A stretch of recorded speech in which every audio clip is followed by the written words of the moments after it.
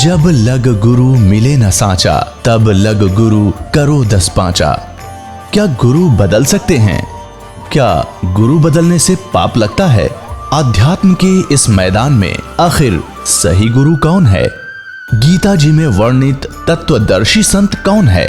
इन सभी प्रश्नों के उत्तर जानने के लिए अवश्य सुनिए जगत गुरु तत्वदर्शी संत रामपाल जी महाराज के मंगल प्रवचन। द्रौपदी ने कहा क्या बात होगी कि आपको जुए में हरा दिया राजा ने और सब राजपाट हार गए हुए। और दुर्योधन ने कहा कि उस द्रौपदी को लाओ पकड़ के या नंगी करूंगा सबके सामने। तो द्रौपदी कहने लगी और कौन है वहां पर कि 5 तेरे पति बैठे हैं पांडव, और द्रोणाचार्य गुरुजी बैठे हैं, भीष्म पितामह कर्ण और चाचा विदुर वही विराजमान है। द्रौपदी बोली क्या कह रहा था दुर्योधन? वो कह रहा है कि द्रौपदी को लाओ पकड़ के सभा में नंगी करूंगा उसको। द्रौपदी बोली तेरा दिमाग खराब हो रहा है, गुरुजी बैठे द्रोणाचार्य, भीष्म पितामह बैठे, चाचा विदुर है, और कर्ण जैसे महापुरुष बैठे, ऐसा हो सकता है? तूने गलत सुना है, अकना साची कहूं। उसी समय दुशासन पहुंच गया कि चल द्रौपदी, उसके बाल पकड़ लिए, पकड़ के बाल घसीट के लाया, सभा में खड़ी कर दी। और दुर्योधन पुण्यात्मा कहते विनाश काले विपरीता बुद्धि, भरी सभा में ऐसा जुल्म करना चाहे उस। कहने लगा दुशासन इसको नंगी कर और मेरी जांग पे बैठा दे यहीं पर। अब द्रौपदी ने पहले दुशासन चला उसकी साड़ी उतारने के लिए, पहले तो देखा अपने 5 पतियों की ओर, उन्होंने नीची गर्दन कर ली। फिर देखा उसने भीष्म पितामह द्रोणाचार्य कर्ण की ओर, उन्होंने भी कोई उसकी मदद नहीं करी। अब ये क्या हो रहा है? तो द्रौपदी जब देखा ना, पुण्यात्मा भगत जब तक संसार से मदद मांगता है परमात्मा दूर रहता है, और जब भक्त भगवान से ही आश्रित होता है, जब पता लग जाता है ये कुछ ना है बाकी के, एक का साथी है अपना, तब वो निकट आता है। कबीर साहब कहते बंदे से बंधा मिले, छूटे कौन उपाय, कर बंदगी निर्बंध की जो पल में लेत बचाए। बंदे तो बंदे मिले, वो तो हार चुके थे, वो बंद गए वसंत पांडव, और वो भीष्म पितामह द्रोणाचार्य और कर्ण ये बंद गए उसका अन्न खा के। दुर्योधन दुष्ट का अन्न खा के वहां रहा करते उसके बाग में, वह नो उनकी बुद्धि मलिन होगी, कुछ नहीं बोल सके। तो उस समय विदुर एक भगत बीज बैठा था वहां पर। विदुर खड़ा हुआ और उसने कहा रे भले आदमियों कुछ तो विचार कर लो, तुम किसकी बेइज्जती करने जा रहे हो? अपनी बहू की। चाचे ताऊओं की बहू बेटियां कोई 2 नहीं होती, कुछ बुद्धि से काम ले दुर्योधन, तेरी मत मारी गई। कहते हैं विदुर कहे ये बंधु थारा,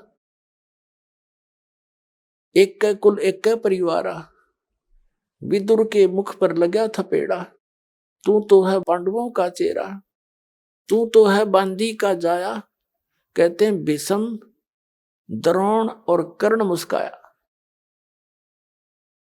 अब जिस महाभारत न पढ़ के हम कल्याण मान्या करते थे, उसके आचरण देखो उनके हीरोज के। भीष्म पितामह, द्रोणाचार्य और कर्ण, इन तीनों में से एक भी खड़ा होकर न्यू कह देता ना उस सभा में, खबरदार देश लड़की का हाथ लगाने कम, तुमने शर्म नहीं आ रही। वो इतने सूरवीर थे, दुर्योधन को पता था यो एकला बतेरा तुमने सारा न गढ़ देगा, तो वो कोई उसका हाथ नहीं लगा सकते थे।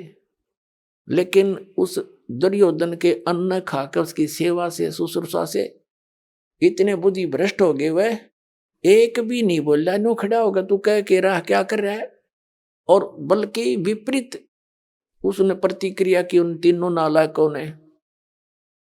कहते हैं जब विदुर ने खड़ा होकर कहा कि तुम विदुर कहे ये बंधु थारा, ये तुम्हारे भाई है और एक का कुल एक का परिवार। कहते उस दुशासन ने अपने उस चाचा विदुर का थप्पड़ मारा और कहने लगा तू तो इनका चमचा है, इन पांडुआ का, इस इन की बड़े बोल रहा है, तू तो बांदी से पैदा हुआ ना, इसलिए तेरी गुलाम वर्ती है, तू तो है बांदी का जाया। और कहते हैं भीष्म कर्ण और द्रोण मुस्काया जब उसने ये कहा ना तू तो पांडवों का चेहरा चमचा है और बांदी से पैदा हुआ, तेरी तो बुद्धि ऐसी ही है। कहते हैं वो तीनों जने मुस्कुराए, भीष्म पितामह, द्रोणाचार्य गुरुजी और कर्ण। बता, और हम इनके इतिहास पढ़े वहां से फिर इस बात पे चाचा का थप्पड़ मारा बेटे ने, उन्हें खड़ा या तो सभा छोड़ जानी चाहिए ऐसी पंचायत में जहां ऐसी बकवास चल रही हो, नहीं तो बुद्धिमान व्यक्ति और नेक नीति के व्यक्ति ने सच्ची बात कहनी चाहिए। तो उस पूरी भरी पंचायत में एक था विदुर जिसने सच कहने की हिम्मत की और नहीं मानने तो उठ कर चला गया, भले ही उसको चेतावनी भी मिली हो, तो वो दोषी नहीं होता भगवान का। फिर अब ये भीष्म द्रोण और कर्ण ये पंचायत में थे, इन्होंने कुछ भी साची नहीं की बल्कि विरोध किया, तो अंत में इनकी कैसी दुर्गति से मौत हुई तीनों की उस महाभारत के अंदर। कहते हैं भीष्म द्रोण कर्ण ने कहीं न आडी थी और तात महाभारत में उन गेला ऐसी बीती। अब द्रौपदी ने देखा कि तो सारा बात बिगड़ी पड़ी है, ये बिना बोलते देख बैठे बैठे पुण्यात्मा भीष्म पितामह को कहें ब्रह्मचारी था, चलो ठीक है, और द्रोणाचार्य गुरुजी पद पे और कर्ण सूरवीर बैठा और लड़की को नंगी करने की चेष्टा कर रहे हैं, तो वो के टिंडे लड़ने बैठे थे वहां पर, या तो चले जाते या फिर बकवास देखने के लिए बैठे थे वो, उनके अंदर नीत में दोष था उनके। तो पुण्यात्माओं जो ही द्रौपदी की साड़ी उतारने लगी, द्रौपदी ने देख लिया यहाँ तो कोई तेरा नहीं है, ये संसार से हार ले है ना प्राणी, जब भगवान ने याद करे और उस समय उसकी याद एक न्यारी होती है और उस कसक का साथी है भगवान, कि सब न भूल कहीं मुझे याद करे तब वो मदद करता है। अब उसने उसी समय द्रौपदी ने परमात्मा याद किया। अब पहली तो बात है परमात्मा का हमने बेराय को नहीं कौन है, लेकिन हम फिर भी जब हृदय से पुकारते हैं उस परम पिता तो पुकार वो ही सुना है हमारी।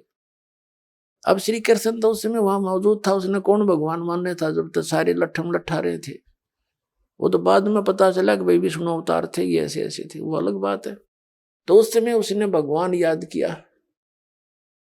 अब क्या होता है देखो, वैसे तो जगह जगह हम देखते हैं बहुत से दुष्ट लोग बहन बेटियों की इज्जतों को भी खराब करते हैं, वो भी रोती हैं पुकारती हैं लेकिन उनकी रक्षा नहीं हो पाती, क्योंकि उनके पिछले कोई ऐसे पुण्य शेष नहीं होते।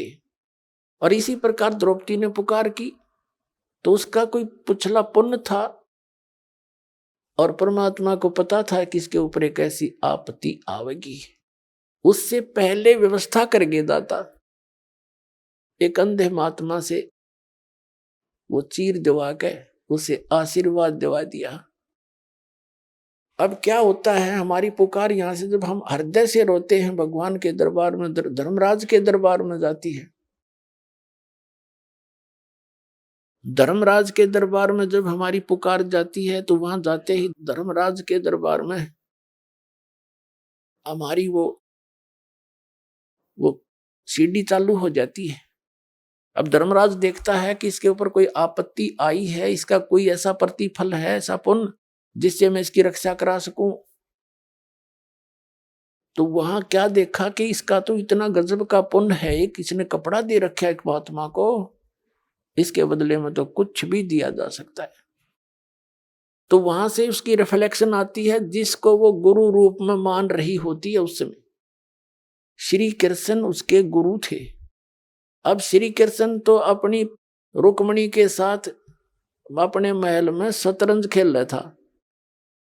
भगवान शतरंज खेल लग रहे, अपनी पत्नी के साथ शतरंज खेल रहा था और उस शतरंज में ऐसे डालते हैं पौ 12 कच्चे 12 पक्के 18, इस तरह बोलते हैं जो पासे डालते हैं।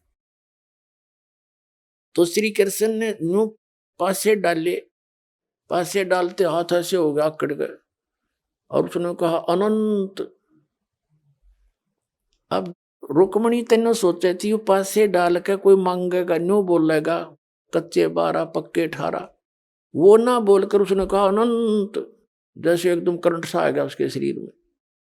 अब रुक्मणी हाथ पकड़ के हंसने लगी, नहीं बोली हार गया ना कि अनंत अनंत कर रहा है, बोल के बोलेगा। तब वो कहने लगी अनंत क्यों कहा तूने? तब वो कहता है कि दुशासन ने द्रौपदी रुक्मणी कर पकड़ा, मुस्काई, हाथ पकड़ के हंसने लगी, और अनंत कहा मोकू समझाई। यू अंत क्यों कहा, मुझे इसके बारे में बताइए।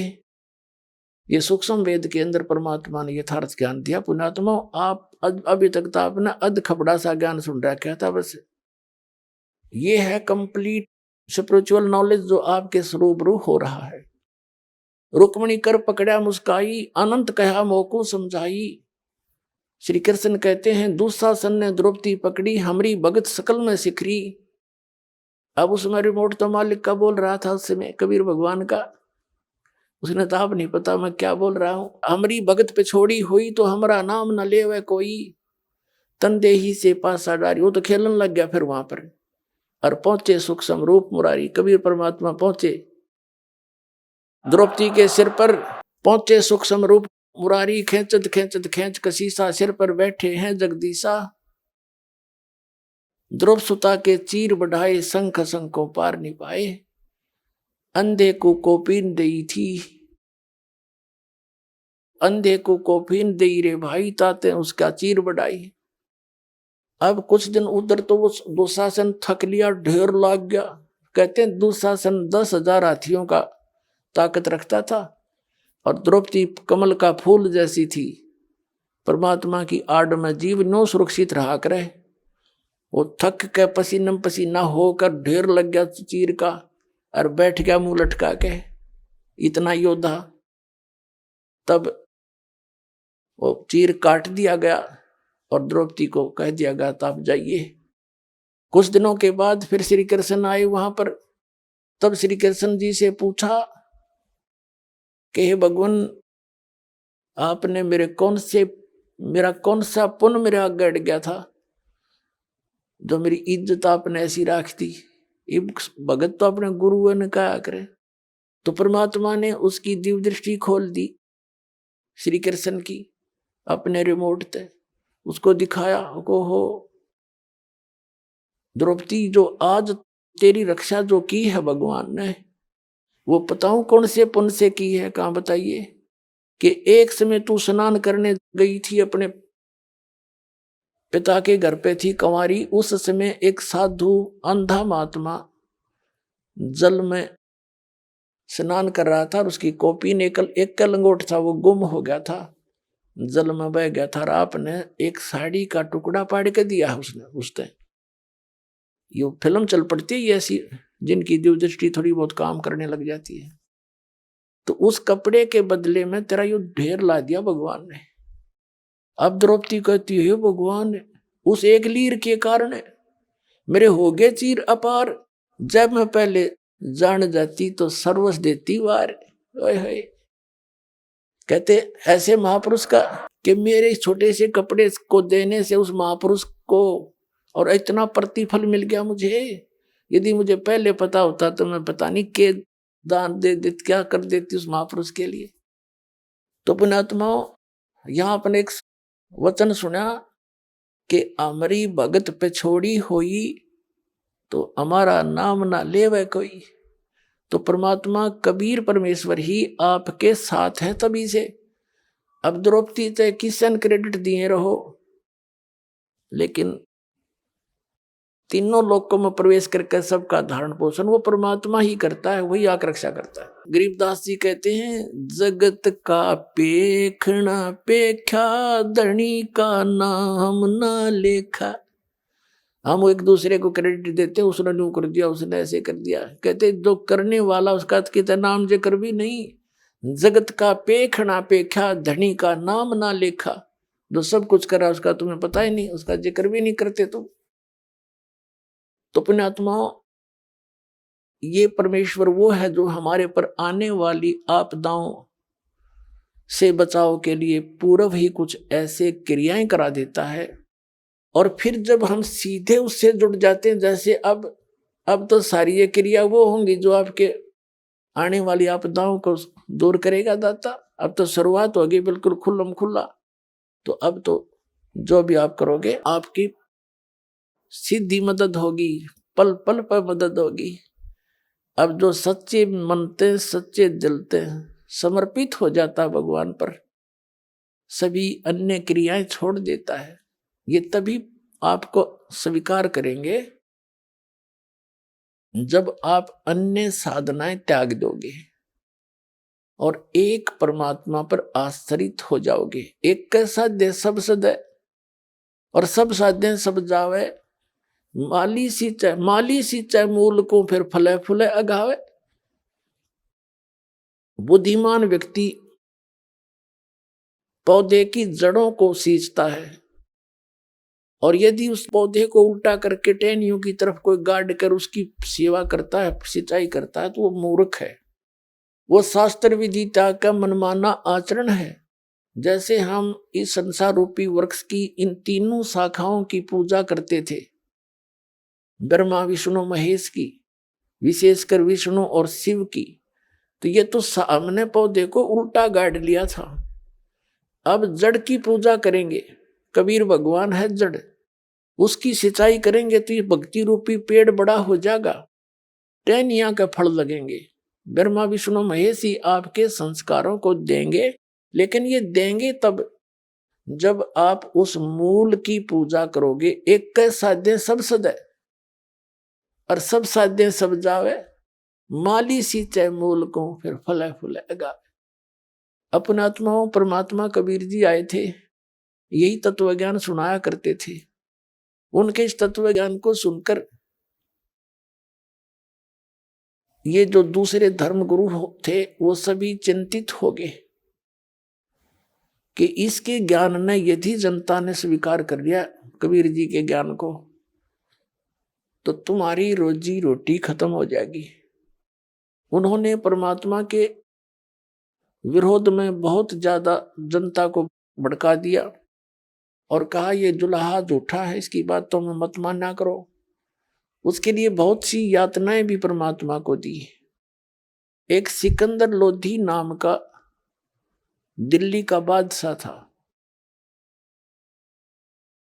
पुण्यात्माओं, ये सत्यनारायण कथा आपको सुना रहा है दास कि ये वो परमात्मा है, आपके सर्व दुखों को दूर करेगा, आपको पूर्ण मोक्ष देगा यदि आप दृढ़ होकर लगे रहोगे। आप कच्चेपन में रहोगे तो उतना ही लेट हो जाओगे। तो सिकंदर लोधी दिल्ली का राजा था, सम्राट था।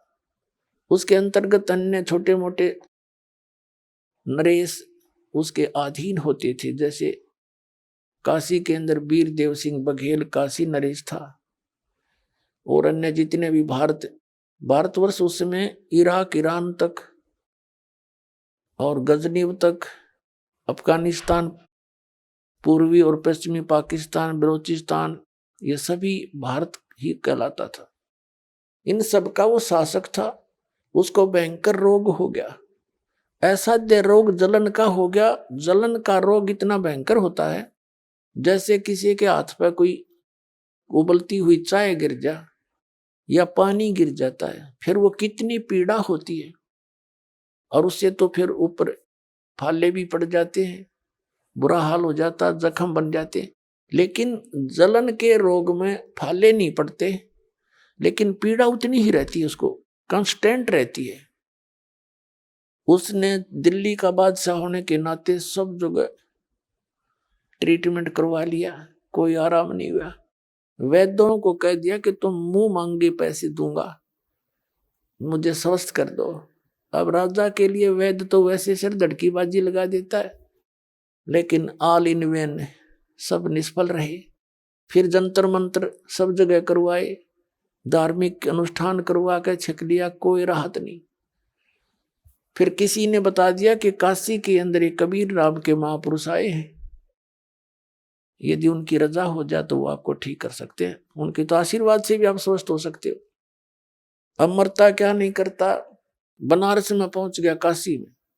वीरदेव सिंह बघेल उनके अंतर्गत राजा था, नरेश था छोटा। उसने सारी व्यवस्था की खाने पीने की।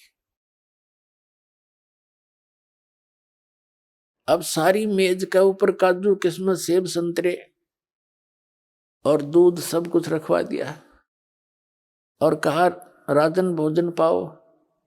सिकंदर कहता है कि वीर सिंह, मैं तेरी खातिरदारी से, तेरी यजमानी से घना खुश हूं, लेकिन मैं खा नहीं सकता, मेरा कुछ खाया नहीं जाता। मैं यहां एक काम आया हूं, एक संत है कोई कबीर नाम का, और सुना है वो मेरे रोग का नाश कर सकता है, क्या आप जानते हो उसे? वीरदेव सिंह बघेल पहले ही उनके शिष्य हो चुके थे उनकी लीला देख के, काशी नरेश। तो वीरदेव सिंह बघेल ने कहा कि राजन, आप अब ठीक ठिकाना आ गए हो। ये परम संत परमात्मा आए हुए हैं। अपने आत्माओं ऐसे कहने से असर नहीं होता, जब स्वयं बीतले है ना, जब जच्चा सचमुच या तो सच्ची कह रहे थे। कहने का भाव ये है कि सिकंदर लोधी ने कहा कि उनको बुलाकर लाओ, मैं बहुत दुखी हूं।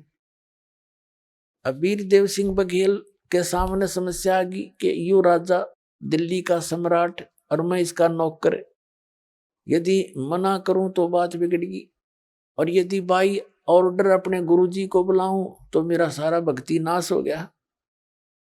तब उसने कहा कि राजन, जो आपका आज्ञा होगी सिरोधार्य, लेकिन मैंने सुना है सत्संगों से कि संत को बुलाना नहीं चाहिए, हमें स्वयं जाना चाहिए, और यदि हम बाई ऑर्डर बुला भी लेंगे और उन्होंने रजा ना बख्शी तो आना ना जाना बराबर है। तो सिकंदर लोधी ने कहा, आप बिल्कुल सही कह रहे हो, चलो हम चलते हैं। जब 800 किलोमीटर आ गया दिल्ली से तो और चलते हैं। तो शाम का समय था।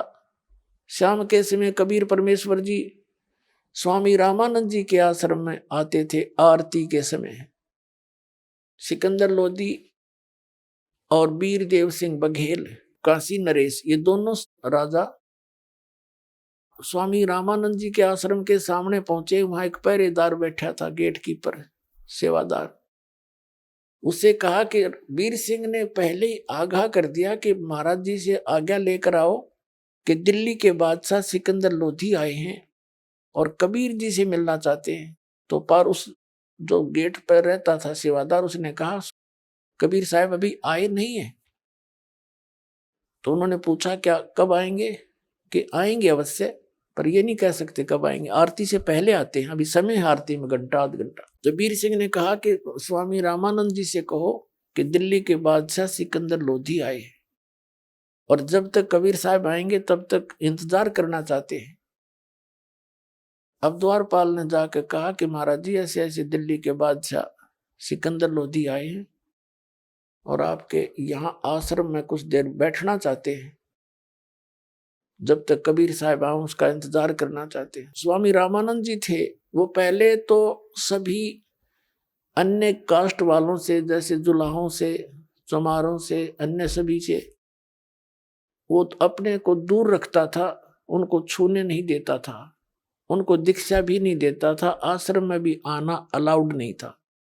कबीर परमात्मा ने उसकी वह फड़क निकाल दी थी। उसके बाद वो अन्य जाति वालों हिंदुओं को तो दीक्षा देने लग गया था, लेकिन मुसलमानों से नफरत फिर भी करता था।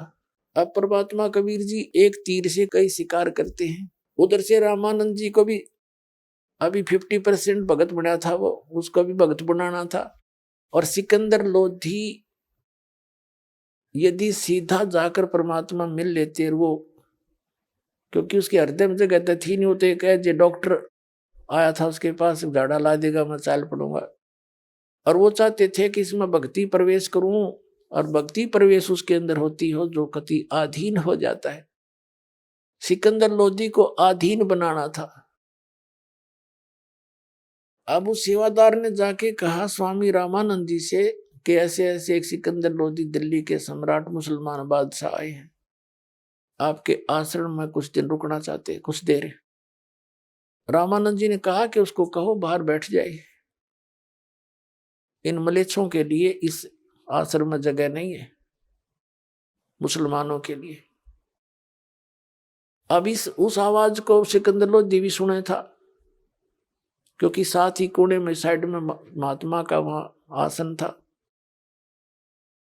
बाहर आंगन में कुटिया से बाहर सिकंदर लोधी का उसी समय तन मन में आग लगी कि यो किसा महात्मा शर्फरा क्या बोल रहा है ये। और उधर से आकर सेवादार ने कहा जी आपकी मनाही होगी क्योंकि आप मुसलमान हैं, इस आश्रम में आना अलाउड नहीं है, आप बाहर ही बैठो। अब दिल्ली का सम्राट और जिसने ये वचन सुन जा तो वो तो अपने जीवित मौत समझता है, निकाल के तलवार और अंदर घुस गया। ये कौन रोका उसने। रामानंद सामने बैठे थे और जाते उसकी गर्दन काट दी महात्मा की सिकंदर लोधी ने। अब यू गुस्से में इंसान गलती तो कर देता, ये मन करवा देता, आत्मा फिर रोती है बाद में। जब वहां ये करके गलती वापस चलन लगा, कहा वीर सिंह चल वापस, मेरे भाग में यो संकट निवारण था नहीं, एक पाप और कर लिया मैंने। अब करके गलती खूब पछता लेता या आत्मा मन गलती करवा देता अभिमानवश या कोई सर्कमस्टांस बना के। अब वीर सिंह के बोले वापस चल पड़े।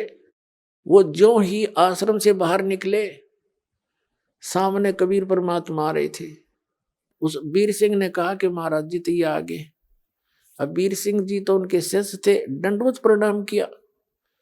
अब सिकंदर लोधी ने पता था कि परम संत बतावे सिद्धि वाला, अरे तन्ने डबल गलती कर दी, तन्ने जो है ना उसके गुरु जी को मार दिया और प्रणाम ना करेगा तो तेने पता नहीं के श्राप दे देगा। डरते ने उसने भी प्रणाम करी। अब दोनों ने जो प्रणाम किया तो कबीर साहब ने दोनों के सिर पे हाथ रखा और कहा, ए बादशाह मुझ गरीब के पास किस वास्ते आए। ऐसे सिर पे हाथ रखा तो सिकंदर लोधी का जो रोग था उसी समय एक शांत हो गया, जैसे जलते पर बर्फ डाल दिया करे। तो सिकंदर लोधी ने कहा पक्की जचगी के संत नहीं हो तो अल्लाह है, चरण पकड़ दिए, रोए रोए। तो परमात्मा ने कहा उठो राजन। सिकंदर लोधी कहने लगे भगवान मुझे माफ कर दो, अल्लाह की जात मुझे माफ कर दो। तो परमात्मा ने कबीर जी ने कहा कि क्या बात है, माफ कर दिया। उठो कि नहीं, मैंने बहुत घोर अपराध कर दिया, क्षमा करो मुझे। परमात्मा ने कहा कबीर जी ने कि कुछ भी तेरा दोष है अपराध है सभी अक्षमा कर दिया। वो तो जानी जान थे, उठो बैठो एक बार रो ना। तब उन्हें रोते रोते बताया कि मैं आया था इस वास्ते और स्वामी जी ने ऐसे ऐसे वचन बोल दिए मैं सहन नहीं कर सका, या मेरी दुर्मति थी और मैंने आपके गुरु जी की हत्या कर दी, मुझसे गलती बन गई।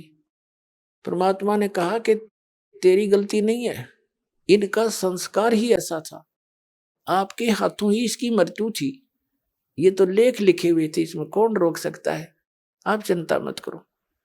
अब सिकंदर लोधी ने सोचा रे तेरा गजब भैया, गुरु जी की हत्या कर रखी, इतना शांत बोल रहा है तो सचमुच भगवान है। तो कहने लगे आजा तू जाइए ना सिकंदर। परमात्मा बोले अभी जाना नहीं, इनका अंतिम संस्कार करा के जाना, नहीं तो लोग थूकेंगे तेरे को, निंदा का पात्र बन जाएगा। तो सिकंदर लोधी कहाँ जावा था, साथ साथ अंदर आ गया। अंदर आते ही जितने भक्त आश्रम में रहते थे कबीर जी के पास आए दौड़े दौड़े कि सिकंदर लोधी आया था, गुरुजी मार दिए। पीछे देखा सिकंदर फिर आने लग रहा, सब डर गए क्यों, तो फिर आ गया। सारे शांत हो गए। परमात्मा बोले भाई कोई किसे नहीं मारता, गुरु जी का संस्कार इन्हीं के हाथों था, इनका कोई पिछला संस्कार था, इसने अपना पूरा कर लिया, बात बढ़ाया नहीं करते और चलो अपना काम करते, अंतिम संस्कार करते। तो क्या किया परमात्मा ने, दंडवत प्रणाम किया। किसको, जो शव पड़ा था रामानंद जी का, गर्दन अलग थी, धड़ अलग से पड़ा था, उसके ऊपर कपड़े डाल रखा था।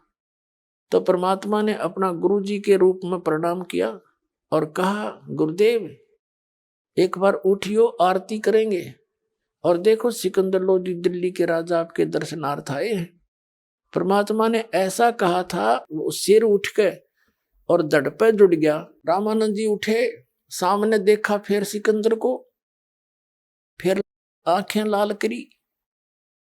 तब परमात्मा कबीर जी ने बात दिशा बदल दी उस बात की, कहा कि स्वामी जी आप तो महापुरुष हो, आप तो दयालु हो हैं, और महापुरुष ईर्षा नहीं किया करते, राग द्वेष नहीं रखते, वही महापुरुष होते हैं।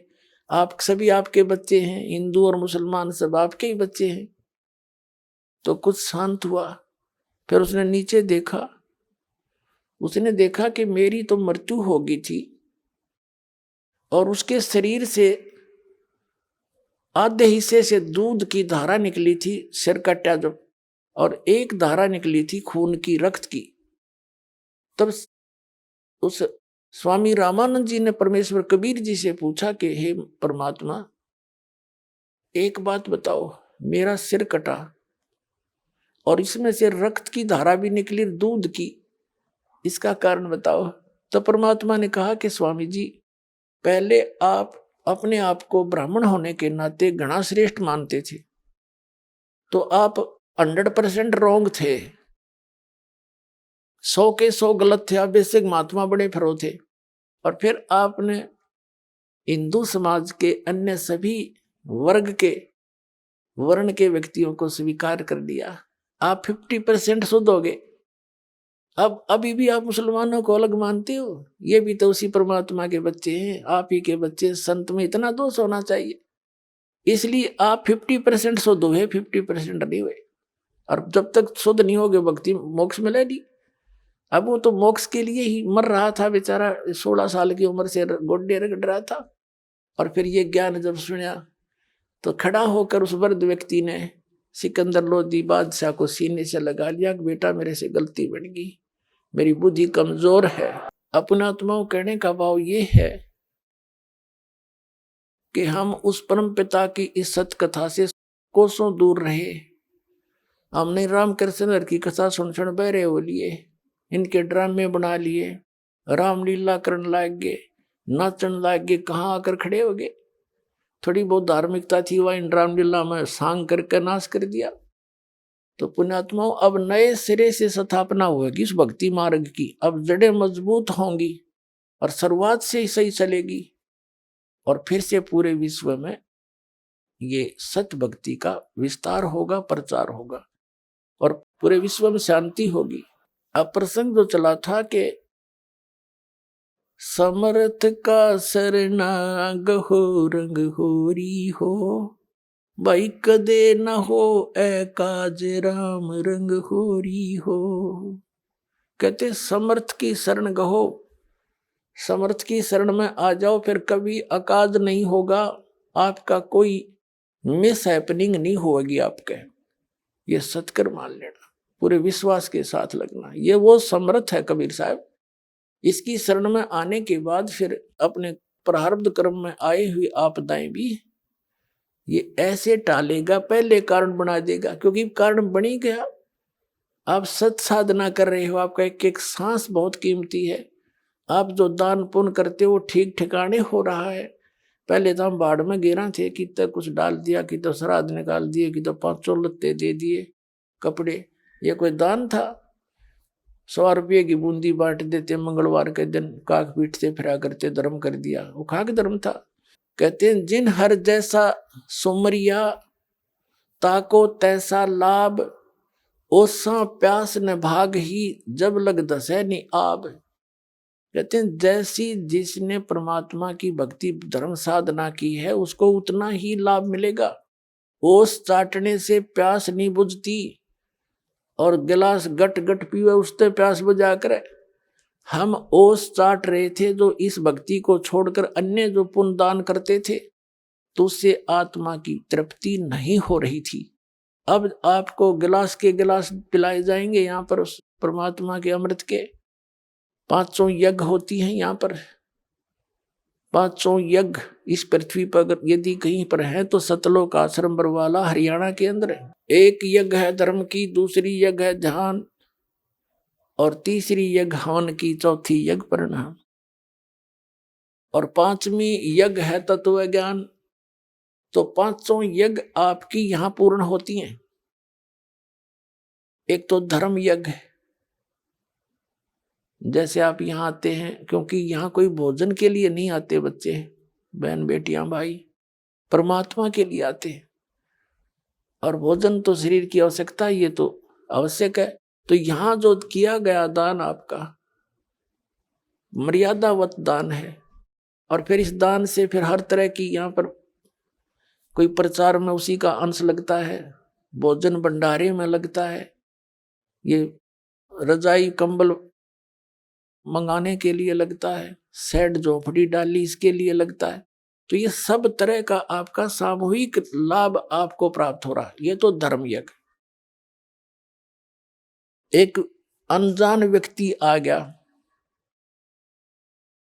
और उसके साथ एक और था, दो जने, वो दोनों अनजान आ गए आश्रम में, और उन्होंने बाहर ऊट पटांग सुन रखी थी हमारे बारे में। तो उनमें से एक ने बोला, ये यहाँ खाना खुना खाया, उसने सारी व्यवस्था देखी।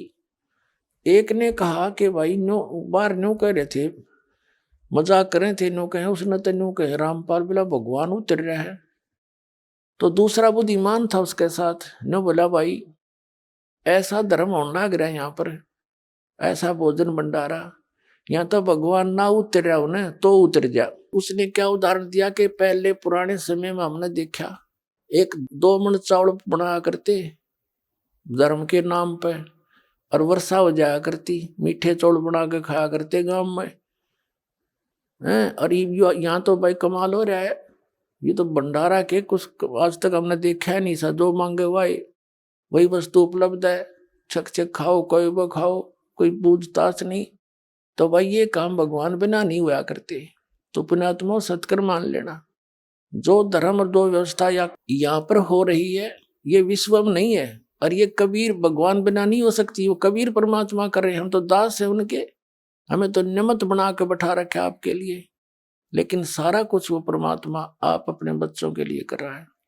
पूरा विश्व उसके बच्चे हैं, पूरे विश्व, कीड़ी से लेकर हाथी, सब जूनी में जितने कष्ट पा रहे हैं सबके लिए चिंतित है।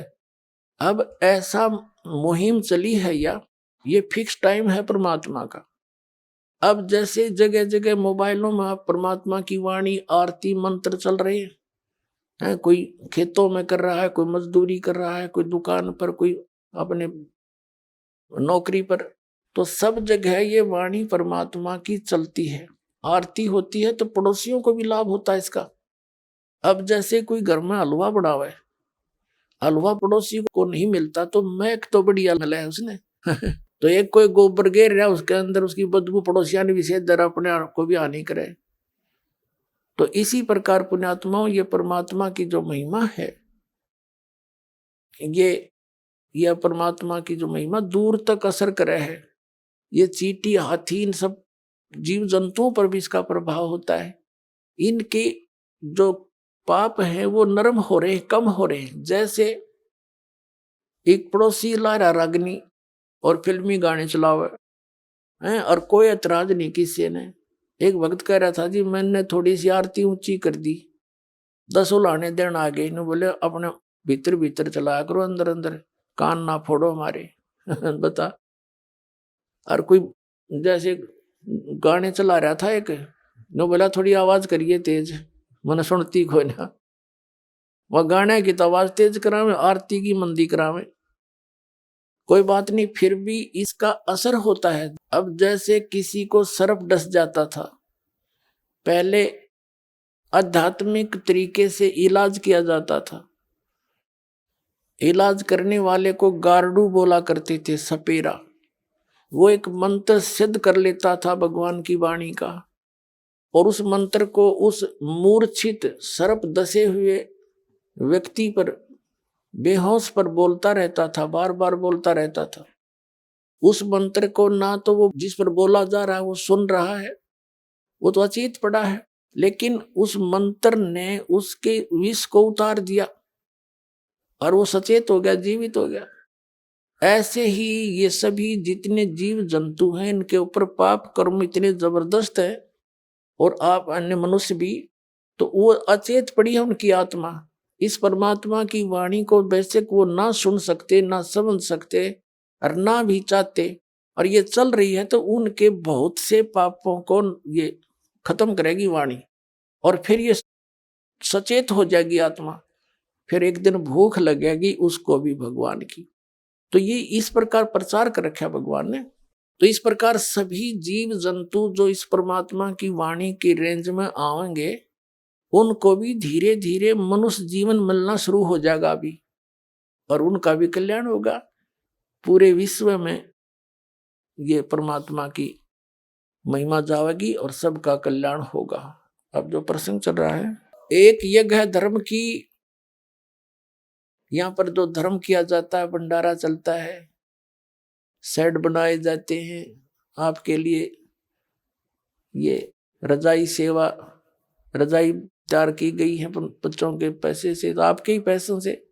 तो ये पुण्य हो रहा है आपका। दुखी आत्मा आते हैं, क्योंकि वो परमात्मा के बच्चे हैं, वो घनी पुण्यकर्मी प्राणी हैं, जो सतलोक आश्रम बरवाला के अंदर जिनके कदम टिकते हैं। आम जनसाधारण नहीं है वो, हमें मालूम, आपको तो पता नहीं। चाहे किसी भी कारण से आते हैं, कोई परमात्मा पाने आता है या कोई संकट निवारण के लिए आता है, वो बहुत पुण्यकर्मी प्राणी है। ना देश भरा, ये पूरा हरियाणा रहा, यहाँ से कितने आते हैं, और कहाँ कहाँ से आप आ रहे हो। आप उस परमात्मा के लाडले बच्चे हो, और ये भी उसी के बच्चे हैं, लेकिन ये अभी अचेत हैं। यहाँ ये परमात्मा की वाणी टीवियों के माध्यम से, अपने मोबाइलों के माध्यम से चल रही है, तो ये भी सचेत हो जाएंगे एक दिन। इनको भी आना पड़ेगा यहाँ पर, सभी को जरूरत है भगवान की। और एक यज्ञ है धर्म की, दूसरी यज्ञ है ध्यान। ध्यान कोई ये हठ योग नहीं है संतों का, सहज समाधि है। जैसे आप सत्संग में आने की नियत करते हो, काल ने 36 पंगे पा रखे आपकी जान ने, किसी की तो सासू लड़े, किसी का ससुरा धमकावे, किसी का बेटा करड़ा हो जा कि जाओगे तीसरे दिन झोला उठा के, कोई बेटा चाहता तो पिताजी आंट लगावे, कह माँ धमकावे। तो उसके लिए आप पहले ही कई दिन पहले ऐसा माहौल बनाने की चेष्टा करते हो, घना तक काम करोगे, सारे काम न करके न सोचो चलते समय कोई ना ना कर दे। तो वो जो कुछ भी आपका चिंतन है वो ध्यान है, वो परमात्मा के शुभ संस्कारों में आपका लिखा जाएगा। और एक फिर यहाँ आते हो तो मालिक के सिवा दूसरी बात नहीं। ठीक है, कोई रिश्तेदार मिलता है तो 2 मिनट राम रमी होती है, उसके बाद फिर परमात्मा की चर्चा है, कोई दुख बता रहा है, कोई सुख बता रहा है, तो ये सब ध्यान में ही आती है परमात्मा की चर्चा में। तो उसका ध्यान रहता है यहाँ आने के बाद, और सारी टेंशन दूर हो जाती हैं, और यहाँ परमात्मा का जिक्र चलता है। तो दिस इज मेडिटेशन। मेडिटेशन क्या होता है? सहज समाधि है। ये हठ योग नोट मेडिटेशन, ये तो बकवाद है संतों के मार्ग में। इससे तो सिद्धि विद्धि आ जाती है, और उससे फिर अपना जीवन नाश होता है। अब जैसे किसी को कोई टेंशन हो जाती है, और रह रह कर उसका दिमाग वहीं जाकर टिक जाता है, तो वो मेडिटेशन कर रहा है, उसका वो मेडिटेशन हो रहा है, उसका वो सहज समाधि है। तो इसी प्रकार जब परमात्मा में आपका ऐसे बुद्धि टिकेगी, रह रहकर वहीं आकर सेट होने लग जाएगी, तो वो आपका मेडिटेशन है, वो है ध्यान यज्ञ। तो परमात्मा की लीलाओं से परिचित, फिर यहाँ के दुखों से परिचित प्राणी फिर रह रहकर मालिक को याद करेगा, रह रहकर उसकी कसक उठेंगी, तो वो ध्यान है। फिर तीसरी यज्ञ है हवन की। यहाँ पर जितने भी पाठ रखे जाते हैं, प्रत्येक की अलग से ज्योति जलाई जाती है। इस वजह से 500 पाठ हो गए एक महीने में, तो 500 किलो घी यानी 5 क्विंटल घी का हवन किया जाता है। हवन की विधि सिंपलेस्ट है, और यही है अंतिम। वेदों में भी ज्योति यज्ञ का ही प्रमाण है। एक रुई की छोटी सी ज्योति बनाते हैं, उसको जला देते हैं, उसमें 2.5-3 किलो घी डाल दिया जाता है। 3 दिन में इतनी सी रुई से 1-2.5-3 किलो घी सवा हो जाता है। ऐसे ही 5, 7, 10, 20 वो लगा करके हम 5 क्विंटल घी को हवन कर देते हैं। उसमें कार्बन डाइऑक्साइड तो हुई मेरे ख्याल में 20 ग्राम रुई जलने की, और जो ये हवन हो गया 10 क्विंटल 5 क्विंटल घी का। तो और पहले लकड़ियों पर करते थे ये दूसरे जो वैदिक लोग, लकड़ियों का बठ बाड़े और फिर उस पर 4 चम्मच घी की गेरे और 1 किलो लकड़ी फूक दे। बता क्या हवन होया वो, कार्बन डाइऑक्साइड बराबर होगी बात है। तो ये सिंपलेस्ट वे बताया था परमात्मा ने, और सबके घरों में होया करती है। हमने खूब देखा चलाती तो आली सुखी करके बुढ़िया हमारी दादी, पर जोत जरूर जगाया करती श्याम ने। अब इन राधा स्वामी धन धन सतगुरु सरसाले और निरंकारिया नरी सब ने इन ये बंदा करवा दिए सारे। जय गुरुदेव वाला ने कहना हम तो अंदर की जोत देखांगे, अंदर की जोत काल की देख लो। उसने के देखोगे वो काल बैठा भीतर, मुर्गा बनाओगा तुमने, वो थोड़ा बहुत पुण्य हवन का होता था वो बंद करवा दिया। इन्होंने नास्तिक बनाने का ठेका ले रखा आपका। अब यहां से शुरू हो गया धार्मिकता पुनः पनपेगी पूरे विश्व में, इस बिना बात बने नहीं जीव की। तीसरी यज्ञ हवन की, चौथी यज्ञ प्रणाम है, यहाँ के दंडवत प्रणाम कराया जाता है। इससे अभिमान नाश होता है। अभिमान नाश हुए बिना भगवान नहीं मिल सकता। रावण में आदि नहीं आई नहीं, आपसे भक्ति तो आपसे 1000 गुना अच्छी करता था वो, लेकिन साधना गलत थी, आस्था सही थी। यहाँ से भगवान के लिए यहाँ से धड़ काट के अपने आप शीश चढ़ा देना, बालका खेलने को आंगुली भी ना चढ़ा सकता, लेकिन उसकी साधना गलत थी, उसको गुरु ठीक ना मिला और उसमें आधीनी नहीं आई, यहाँ मार खा गया। तो आधीनी सबसे पहले आनी चाहिए जीव के अंदर। कहते हैं संत मिलन को चालियो तज माया अभिमान, जो जो कदम आगे रख ओ हे यज्ञ समान। जैसे आप यहाँ आते हो, एक बालक बन के आवे, जैसे स्कूल में बच्चे जाते हैं, चाहे वो राष्ट्रपति का हो चाहे प्रधानमंत्री का हो, बालक तो बालक होते हैं और उनको एक ही बेंच पे बिठाया जाता है, एक जैसी व्यवस्था की जाती है। आइए अब हम उन श्रद्धालुओं के अनुभव जानते हैं जो जगत गुरु तत्वदर्शी संत रामपाल जी महाराज जी से दीक्षा प्राप्त कर चुके हैं तथा उनके द्वारा बताए गए भक्ति मार्ग पर चल रहे हैं। नमस्कार जी। नमस्कार। क्या नाम है जी आपका? फूलचंद करमाली। फूलचंद जी, आप कहाँ से हैं? ग्राम नवाडी, पोस्ट टांगटोना, थाना कसमार, जिला बोकारो, राज्य झारखंड से हैं। संत रामपाल जी महाराज से नाम दीक्षा आपने कब ली? 15 अप्रैल 2020। क्या क्या भक्ति साधनाएं करी आपने अभी तक? नाम लेने से पहले सभी देवी देवता का भक्ति करते थे, पूजा पाठ करते थे। तो फिर संत रामपाल जी महाराज जी की शरण में आने का क्या कारण बना? संत रामपाल जी महाराज जी के शरण में इस तरह से आए, मेरा भाई जो हमसे छोटा है वो पहले नाम लिया हुआ है गुरु जी के शरण में, संत रामपाल जी महाराज जी के शरण में पहले आया हुआ है। तो वो जब हमको एक ज्ञान गंगा पुस्तक दिया, बोला कि भैया एक बार इस पुस्तक को पढ़ो, ये बहुत अच्छा लिखा हुआ है, इसमें भक्ति बताया गया है। तो हम उसको इग्नोर कर देते थे। तो एक दिन वो सत्संग सुन रहा था शाम के समय में, तो हमको अच्छा नहीं लग रहा था। उस बगल में ही हम रहते थे, ज़ोर ज़ोर से साउंड करके सुन रहा था। तो हम उसको मना करने के लिए गए, बोले भाई थोड़ा कम साउंड करके सुनो या तो बंद करो, हमको नहीं अच्छा लगता है। तो भाई बोला कि भैया इतना चिढ़ो मत, थोड़ा सा आके बैठ के देखो, अगर अच्छा नहीं लगे तो आज के बाद हम नहीं चलाएंगे यहाँ सत्संग। तो हम सोचे कि भाई रिक्वेस्ट कर रहा है तो एक बार देख लेते हैं। तो देखने लगे सत्संग, तो बहुत अच्छा लगने लगा धीरे धीरे। तो ज्ञान गंगा पुस्तक हमको दिया, बोला कि एक ज्ञान गंगा पुस्तक बहुत अच्छी है, इसको पढ़ो। हम सोच रहे थे कि परमात्मा भी कोई है या नहीं।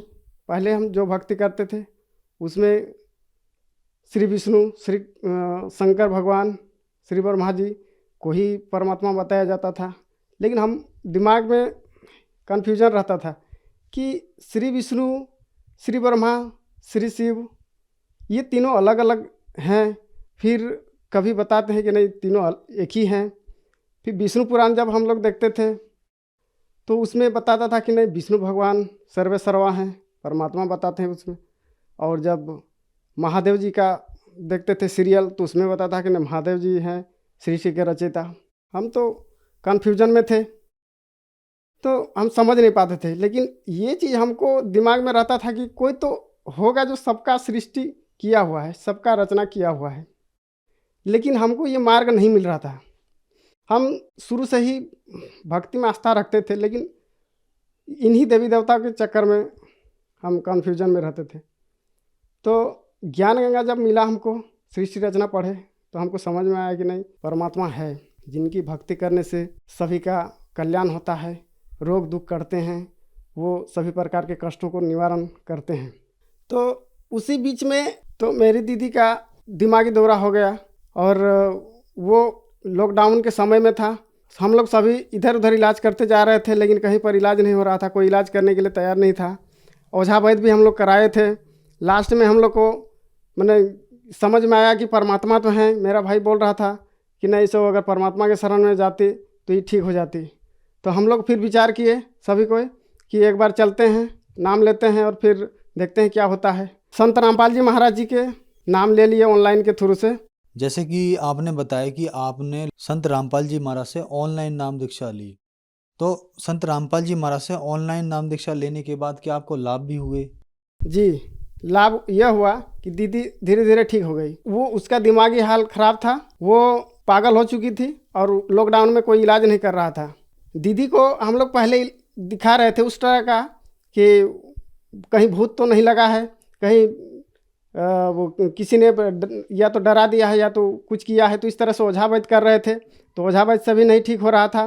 तो लॉकडाउन में हम लोग को दिमाग दिया किसी ने कि इलाज कराओ, तो इलाज कराने के लिए गए। तो उस टाइम में डॉक्टर भी नहीं इलाज कर रहा था, बोल रहा था कि लॉकडाउन में नहीं इलाज होगा। अगर इलाज भी कहीं होता था तो हम लोग के पास उतना पैसा नहीं था कि उसको बड़ा हॉस्पिटल या तो बड़ा डॉक्टर के पास ले जाके दिखाएं। तो इस तरह से डॉक्टर के भी पास गए, जनरल डॉक्टर के पास, तो नहीं इलाज किया। तो हम लोग सोचे और हम लोग का गरीब आदमी का कोई इलाज नहीं है, केवल परमात्मा ही, भगवान ही हम लोग को साथ दे सकता है।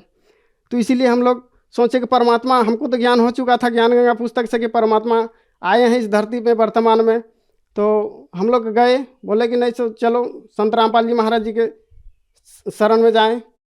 तो शरण में जाने के बाद दीदी धीरे धीरे ठीक होने लगी। हमको और विश्वास होने लगा कि हाँ वास्तव में सही है। पढ़े तो थे, लेकिन हमको वास्तविक दिखने को मिला जब दीदी ठीक हो गई। एक हफ्ते में ठीक हो गई, बढ़िया से बात करने लगी, सारा चीज़ उसका हरकत सब सुधर गया।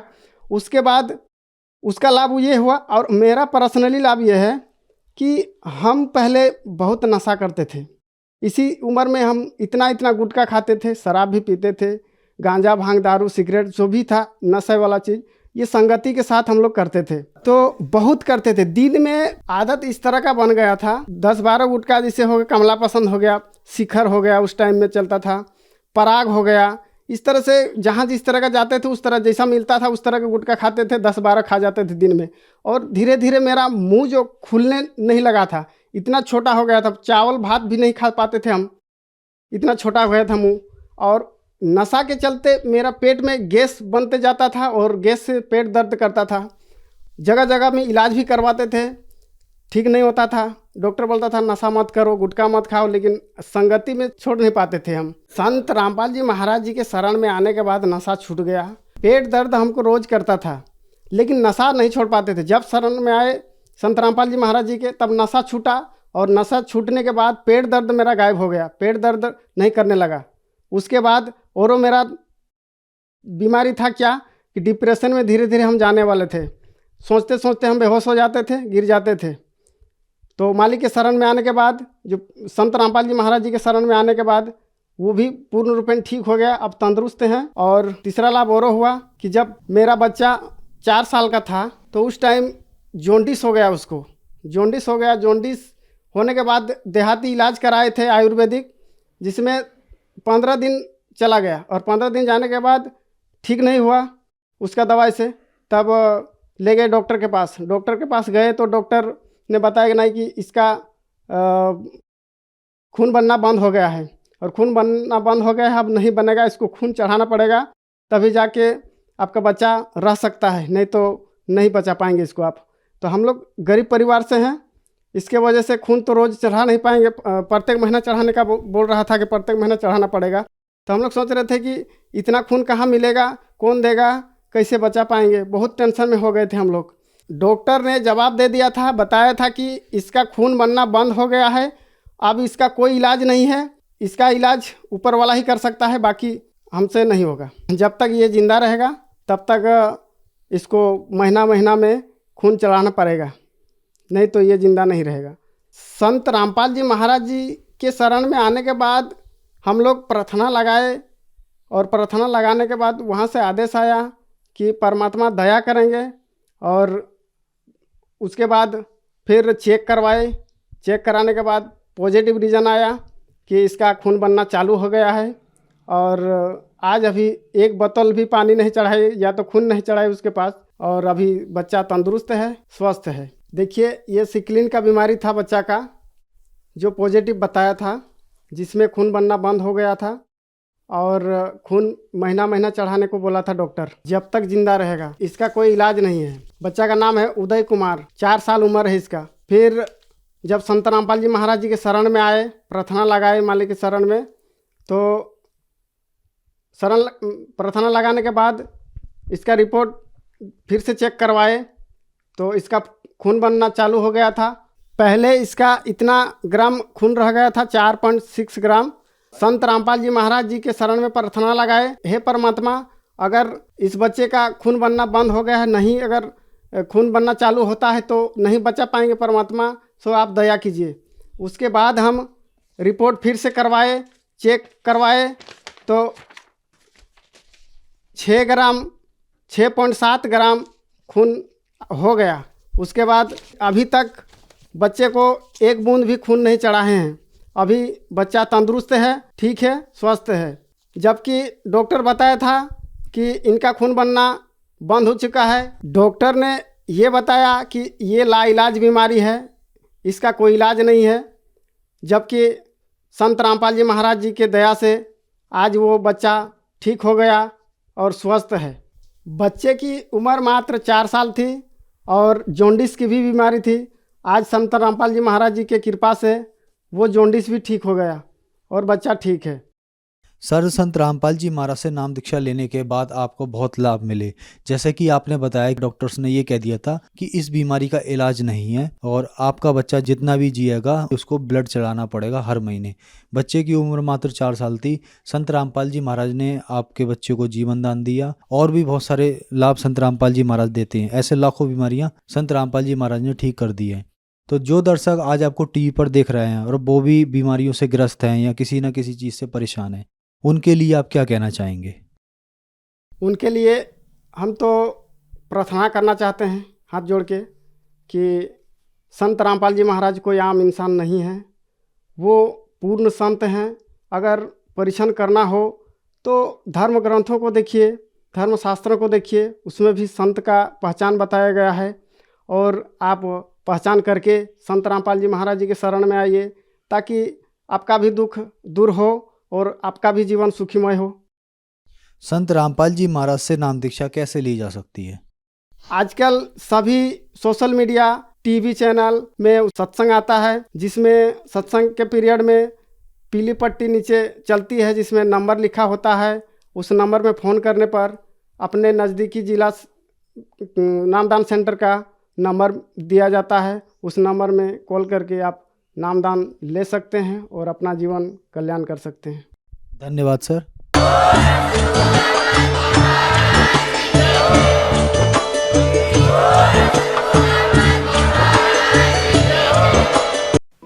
आप सुन रहे थे जगत गुरु तत्वदर्शी संत रामपाल जी महाराज के मंगल प्रवचन।